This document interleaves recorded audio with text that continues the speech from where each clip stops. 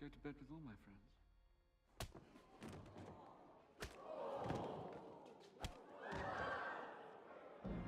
This is a scene from the Grand Budapest Hotel, directed by Mr. Wes Anderson.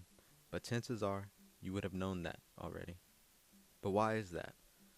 Why are you able to immediately recognize his work even if you've never seen any of his films before? What makes Anderson feel so familiar the moment his films begin?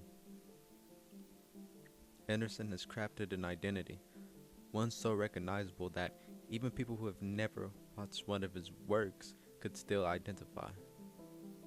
His worlds feel familiar, almost like memories buried underneath others. His use of vivid color palettes, cinematic compositions, over-the-top dialogue, and over-stylized worlds creates a feeling that is familiar the moment you experience it. Watching an Anderson film feels less like watching and more like remembering. They recreate emotions, nostalgia, comfort, loneliness, wonder, and grief. Yet somehow he wraps all of these emotions into worlds that feel honest. Today I want to explore why Anderson's films are so recognizable, how he manipulates comfort and nostalgia through his unique way of storytelling, and why his style leaves such an imprint on audiences. Earlier, I said Wes Anderson crafts familiarity in his films.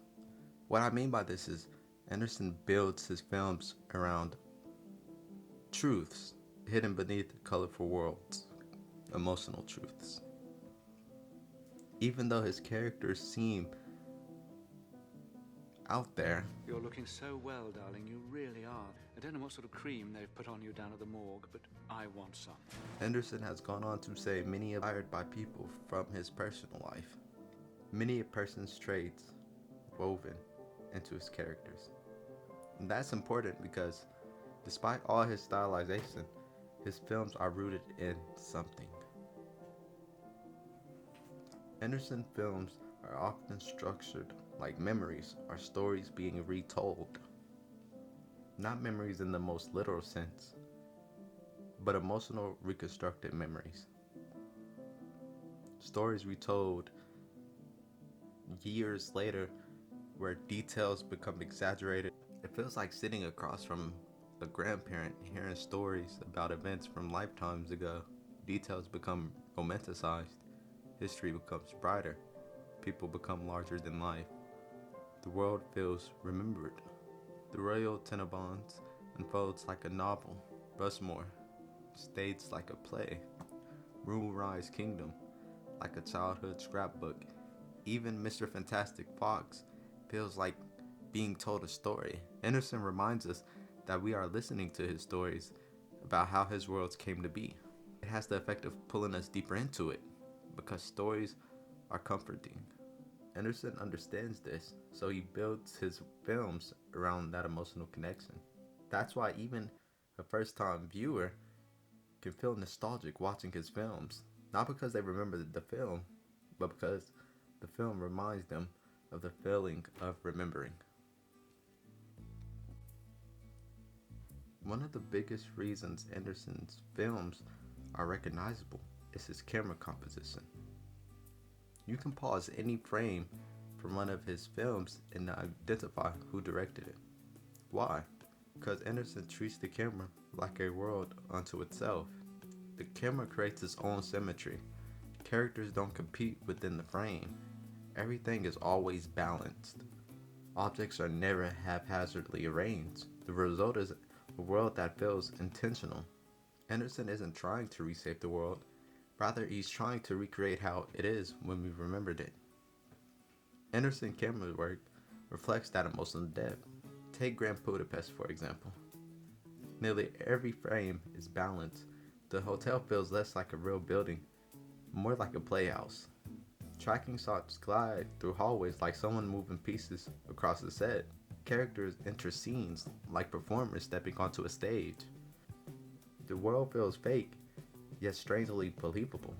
Anderson also uses quick whip pans and fast camera movement to maintain his rhythm. Scenes cut from one character to another abruptly.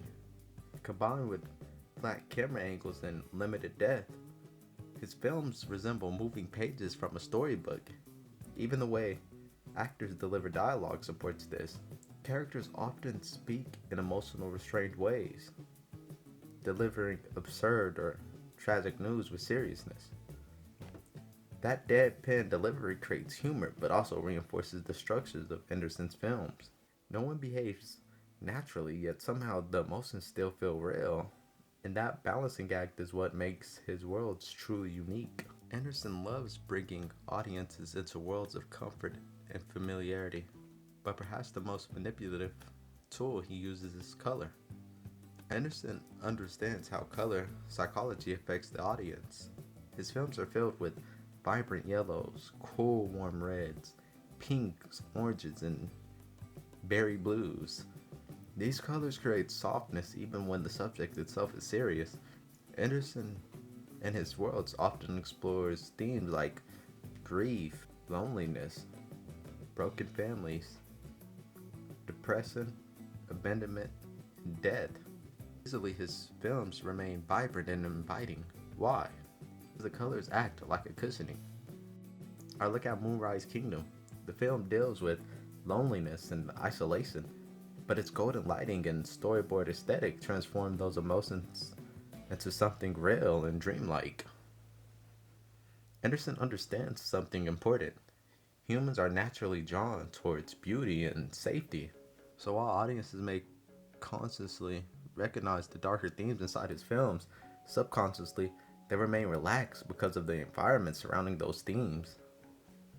This creates an atmosphere of innocence, which softens the pain by surrounding the world with nostalgia.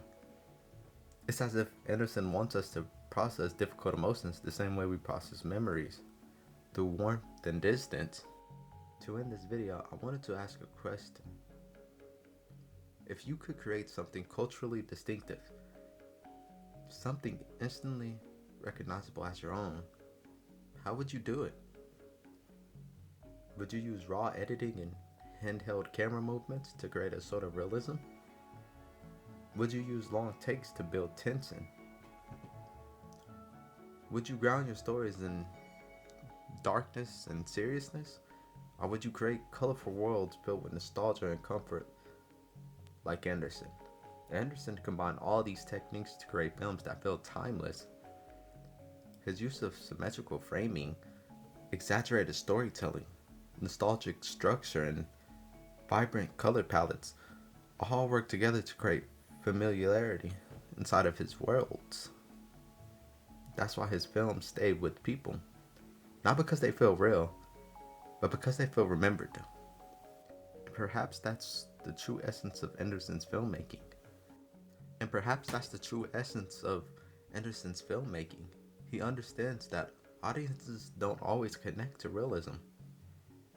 Sometimes we connect more deeply to emotion, shaped through memory, nostalgia, and imagination. To any aspiring filmmaker watching this, study his work carefully, not so you can copy his style, but so you can understand how visual language, color, framing, storytelling can combine together to create a cinematic identity completely your own. Because at the end of the day, the goal isn't to become recognized as the next Wes Anderson. It's to become recognizable as yourself.